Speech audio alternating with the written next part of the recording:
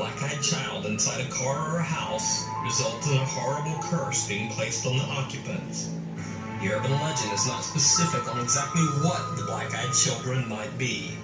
Explanations range from ghosts and evil spirits, all the way to possessed children, and even demons. They're also said to inhabit solitary locations, such as forests or uninhabited countryside roads.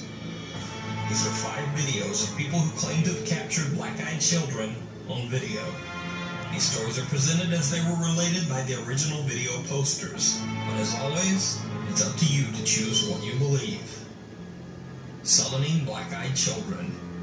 The creator of the channel Fantastic Daily says that he is obsessed with finding evidence that proves the existence of so-called black-eyed children. As such, he has studied hours of alleged footage of these beings. He says that he believes that he has found a sound isolated in lower audio frequencies that can actually be used to summon black-eyed children. As an experiment, he set up his laptop camera to record overnight while continuously playing this low-frequency tone.